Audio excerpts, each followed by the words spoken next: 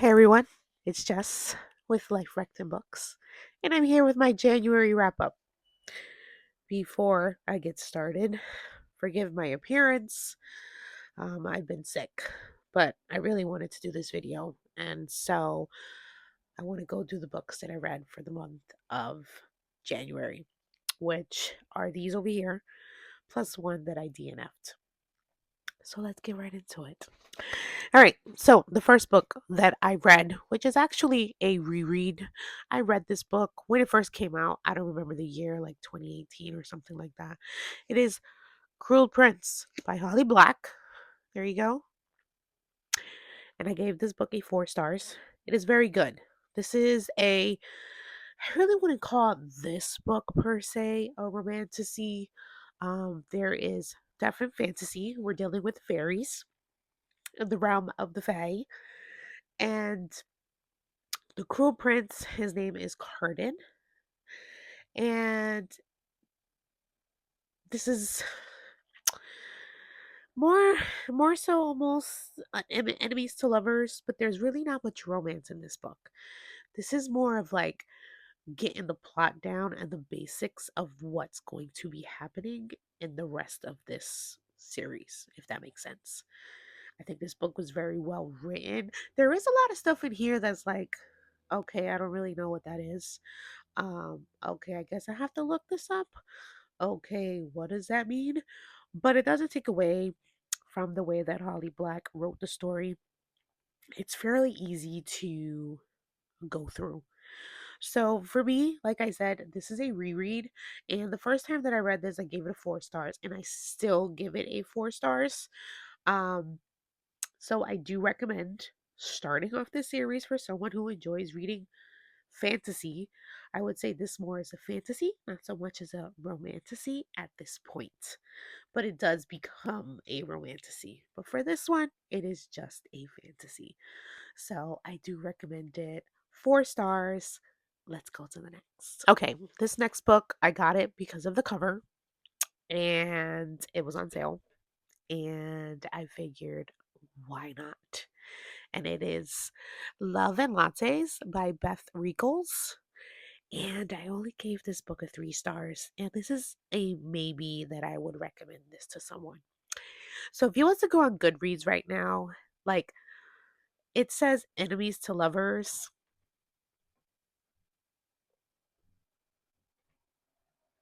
Sorry, my cat, he's a little crazy. But if you was to go on Goodreads, you would see that one of the genres is enemies to lovers. That's false. This book is not enemies to lovers at all. There is no enemies to lovers. We're dealing with the female main character and we have a male main character. And what happens is she has an internship. She at the night before her internship, she ends up going out with all of the other interns, meeting this guy and kind of not spending the night with him, but like going out and getting a bite to eat and talking, and then they share a kiss. But she's very work driven. She doesn't want her life to mean nothing. And so she really doesn't want to start some sort of relationship with anyone, especially right before her internship. Lo and behold, when she goes in for her internship, she sees the guy that she kissed. And she learns that he is the son of the CEO of the company that she's interning with. And so it becomes like this workplace kind of romance thing going on. Again, she's very, very, very work driven. So she really wants this internship to work because she kind of has like her future set in line already. And he becomes kind of like this pinch that she can't forget. She likes him, but she can't like him because of her work stuff. Um, so that's basically it. Honestly, I don't understand why the word lattes is in the cover because I feel like they eat more cupcakes and cakes than they drink lattes. Or maybe I missed the boat on that one. I don't know. But this book was just okay. This is from the author who wrote The Kissing Booth. I did not read those books. I did, however, watch the movie and I enjoyed it. This was just it was mediocre. The writing was fine. I liked the female main character. I felt like the flow did well, but there was just something that was missing. I might recommend this to someone, but personally for me, it's a no. Again, only a 3 stars, but the cover is cute. So, and I got this one online because it was on sale, and I didn't really read the synopsis. I literally just read the title, which is A Local Woman Missing by Mary Kubica. Sorry if I butchered your name. Um, this one I gave a 4 stars. This one I do recommend. I gave it a 4 star because it kept me engaged. I gave it a 4 star because I wanted to know what happened. I gave it a 4 star because the writing was very well and it kept the flow of the story going. The momentum was there. That's probably where it ended. Okay. The story is kind of in jambles, really. You start off with a woman who's going for a jog after having a baby, and she's going on a jog really to get away from her husband and to have an affair. Then she goes and she ties her sneakers, and then a bright light comes up, and then that's the end of that chapter.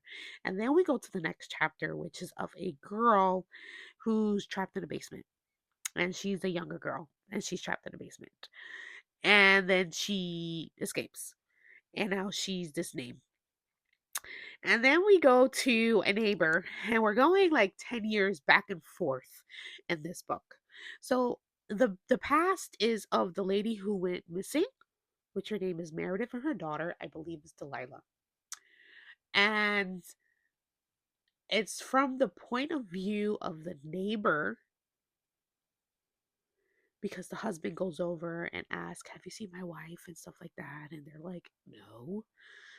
And then the future, not the future, but 10 years after, is of her son basically talking to his sister, who they quote to quote found. That was the girl that was in the basement. Um, and so it kind of keeps you going like, all right, where is this going? What's going on? The local woman missing was the woman from the beginning. It's not necessarily the lady who went missing again later with her daughter. Like, even talking about it is a little confusing for me, but it is very well written. I did not care though for the climax. I felt like it happened way too fast. I felt like I didn't even think that it was gonna go in that direction. Um, it made the story just a completely different story for me. I didn't really care for it at that point. But again, I gave it a 4 stars because of all those reasons that I gave in the beginning. And I would recommend this to someone because I think someone would really, really enjoy, especially the little plot twist and everything that happens at the end. I would recommend this. Again, 4 stars, but I wish that there was more to it. The next book that I read, it's Alchemize by Sin Lin Yu. And this book is heavy, so it's just going to balance right here on my knee because this book is over 1,000 pages long. Now, if you don't know the backstory of this book is actually because she had wrote the fan fiction Manacle, which is a Harry Potter fan fiction of Draco and Hermione, which I did read last year, and I thought it was spectacular. This book is supposed to be based off of more of the fan fiction, but obviously because of legal issues, she had to make it her own. And let me tell you, it is its own. This is completely different from the Manacle that I read, like completely different, and it is brilliantly written. This is more of like a fantasy, war, hurt, tragic, love, like just a lot of stuff put into one. I did give this book a 5 stars, and it is completely different from Manacle. So for those people that are saying that it's like Manacle, it is not. I do have to say that the first like 150 pages, I was a little confused because there was like necromancy and all of this other stuff. And I was just like, what is going on? What does it mean? I don't understand. So I had to go on YouTube, I had to go on TikTok, I had to go on Instagram and kind of get a breakdown of the definitions of each of the different wording. And people did really great online with that. So if you're having issues with that, I would suggest you go to those type of sources because they did great. For me, this was great. Main characters were phenomenal. The side characters were great.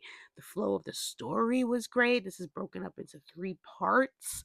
You get kind of the beginning of where everything is happening, you get the middle of the backstory of everything is happening, and then the third part is pretty much the present of everything that is happening. So again, this is 1,100 pages. I feel like some of it could have been cut down a little bit, but it didn't take away from the story. It wasn't like mindless chattering for me. It was appropriate at times. So yeah. But it was very well written. It was very good. Again, we're dealing with being in the middle of a war and then out of the war, and then what do you do after the war? And Kane is just spectacular. Helena being the female main character, she was great. She was great. She's a very relatable character. She was very well written. I thought the flow of the story was good given how many pages this book is. This book, like I said, it weighs a ton. It is heavy. But if you read it, then you know what I'm saying. I do recommend this. Again, the pages can be intimidating for people, so maybe some people won't want to read it because it's such a large book. But it is phenomenal, and I believe that everyone should read it, especially if you like a good fantasy novel.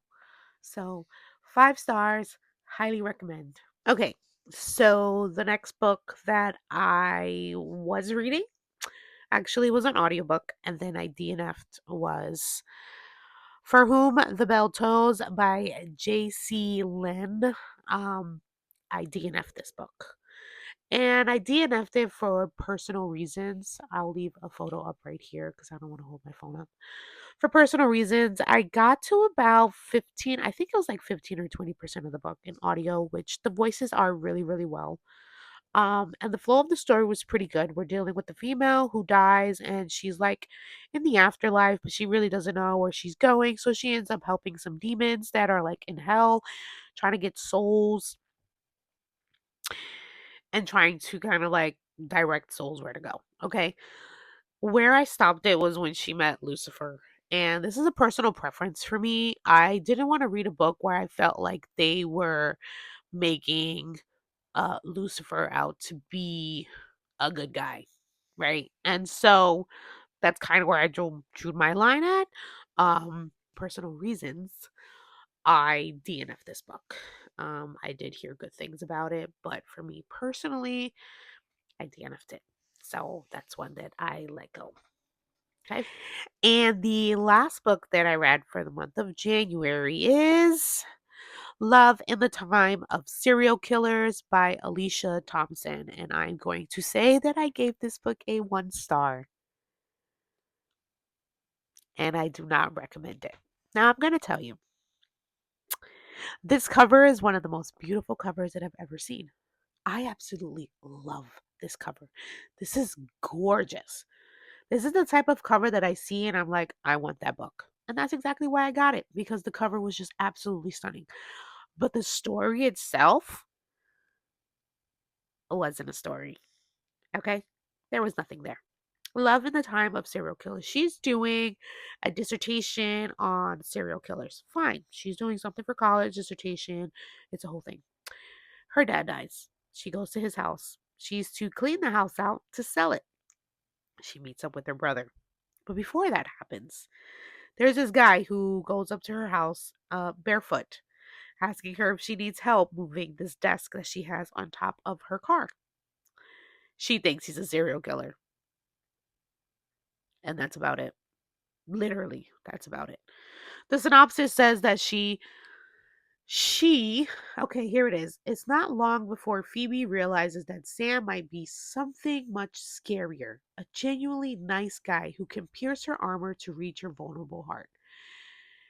She is low key convinced that her new neighbor is a serial killer. Let me tell you something. Her convincing is only for a few chapters. And then after that, she no longer thinks he's a serial killer.